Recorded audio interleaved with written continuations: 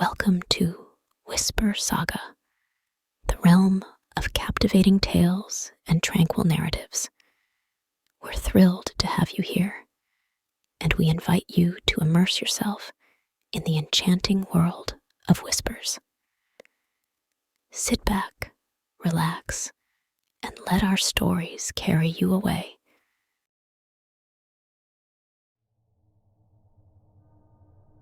The wind howled through the trees as I stepped into my car, ready for the long drive ahead.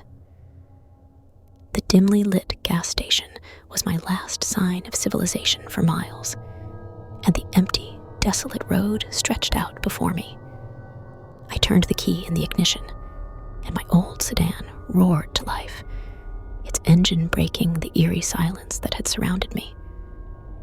The clock read midnight, and the road was bathed in darkness. I shivered, not only from the cold, but from the sense of isolation that the night brought with it.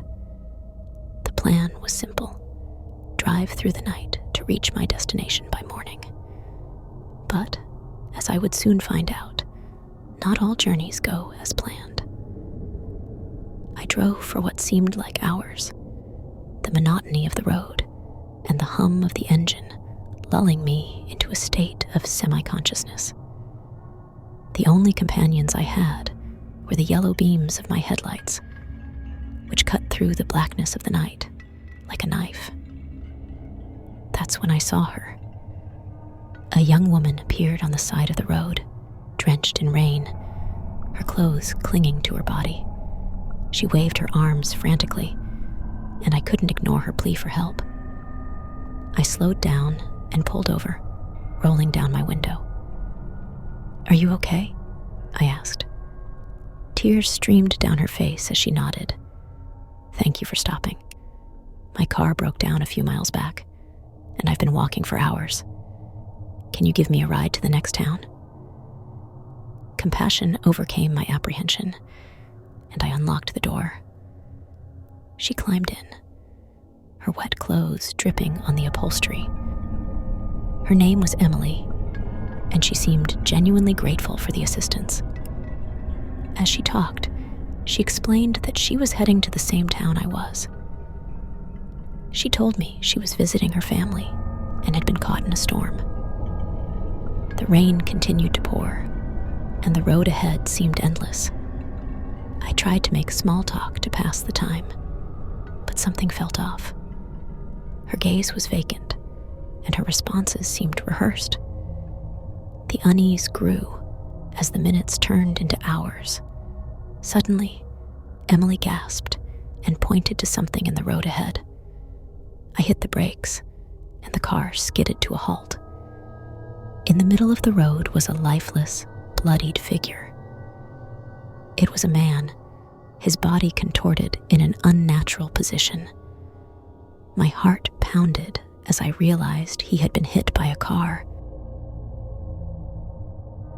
I looked at Emily, panic in my eyes. "What do we do?" She remained eerily calm. "We have to call the police." I grabbed my phone, but there was no signal.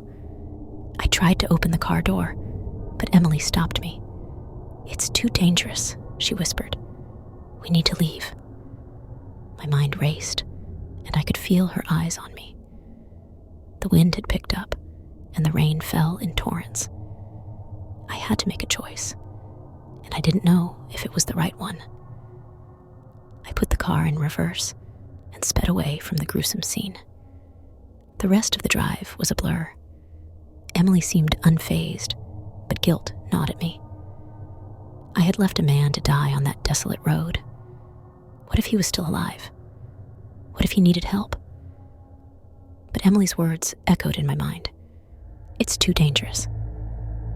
As we approached the town, Emily directed me to an abandoned warehouse at the edge of the forest. It was far from the town center and concealed by trees. She asked me to stop, and I couldn't bring myself to refuse her. "Thank you for your help," she said, as she opened the car door. "You saved my life." Before I could respond, she vanished into the darkness, leaving me alone in the car, drenched in rain and shivering. I watched the warehouse, my mind racing with questions, my heart heavy with regret. Hours passed, and the storm showed no sign of letting up. I eventually mustered the courage to leave the car, and I ventured into the warehouse. It was empty, except for a single rusted chair. That's when I saw it. The unmistakable red stain on the floor. I couldn't breathe. The reality of what had transpired that night hit me like a freight train. I had picked up a stranger, witnessed a gruesome accident, and fled the scene. My stomach churned, and I realized I had become a part of a nightmare I could never escape. And then I heard a whisper, a voice carried by the wind. It was Emily's voice, chilling and hollow. "Thank you for your help. You saved my life." As the night falls and the journey ends, thank you for joining us on the Midnight Drive. Don't forget to hit that subscribe button and ring the notification bell to stay updated on our latest stories. Until next time, in the world of whispers.